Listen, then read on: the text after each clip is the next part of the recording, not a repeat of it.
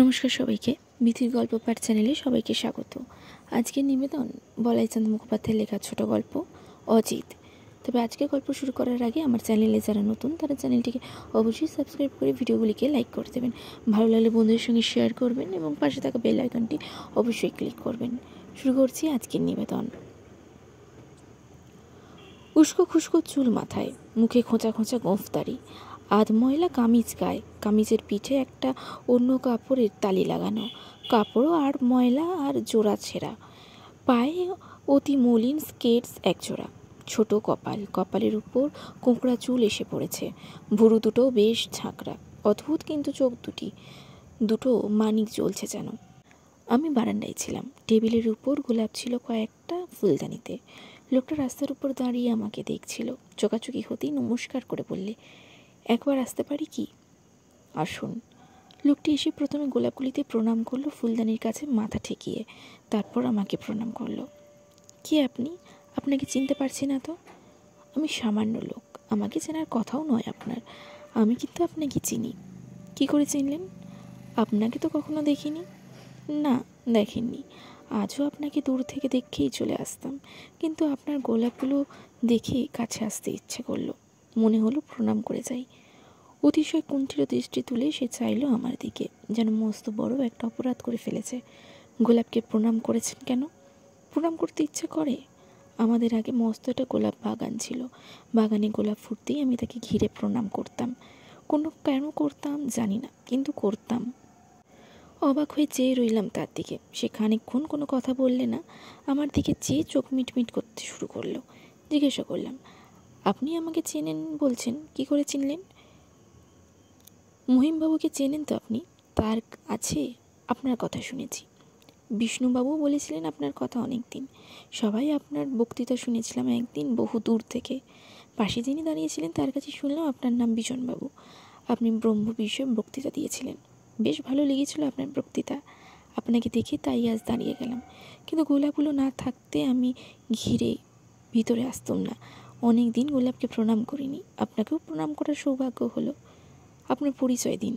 সে পরিচয় দিলে আপনার মনে দয়া হবে, আপনার ইচ্ছে হবে 1 টাকা দিয়ে সাহায্য করি, তাই সে পরিচয় আমি দেব না। কিন্তু আমার আসল পরিচয় আপনি জানেন।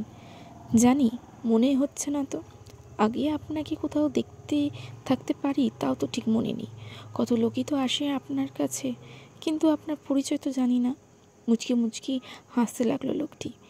জানেন, আমি আপনার আসল পরিচয় জানি।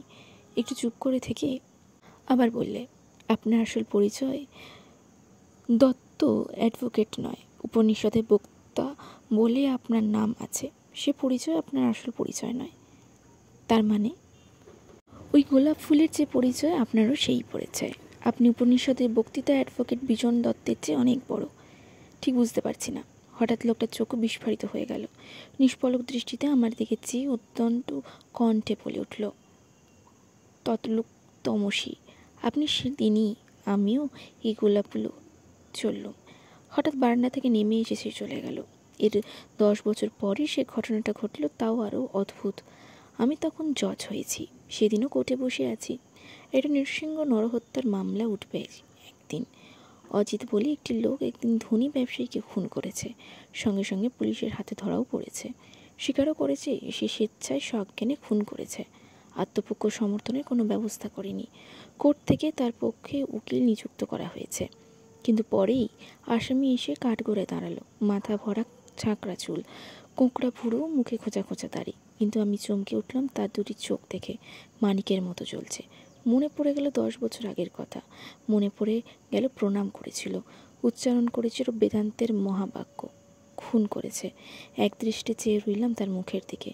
চোখাচোখি হতেই হাসলো সে একটু, তারপর বলল, যিনি ত্রিপুরকে বধ করেছিলেন, রাবণকে বধ করেছিলেন, মধুকৈটবকে বধ করেছিলেন, আমি সেই মহম। আমি যাকে হত্যা করেছি তাকে হত্যা না করলে আমার কর্তব্যচ্যুতি হতো। হাসতে লাগলো আমার দিকে চেয়ে, তারপর বলল, আপনি বিচারক, আপনার কর্তব্য করুন আপনি। আমি আমার কর্তব্য করেছি, আপনিও আপনার কর্তব্য করুন। আইনের চোখে যে অপরাধ আপনি করেছেন তাতে আপনার ফাঁসি হয়ে যেতে পারেন, তা জানেন? জানি, এও জানি আমার যে দেহটার নাম অজিত সেটারই মৃত্যু হবে, আমার মৃত্যু হবে না। যিনি অমর মৃত্যুঞ্জয়, আমি সেই সোহম। অজিতের ফাঁসি হয়নি, যাবজ্জীবন মানে 20 বছর কারাদণ্ড হয়েছিল। এরপর তাকে আরেকবারও দেখেছিলাম, তখন আমি কর্ম থেকে অবসর নিয়ে কাশি বাস করছি। দশমের ঘাটের কাছে একটি ছোট্ট সরু গলিতে পুরনো একতলা বাড়ির নিচে বাস করছি। সেখানে জীবনে অনেক শোক পেয়েছি। স্ত্রী পুত্র কেউ নেই, সবাই মারা গেছে।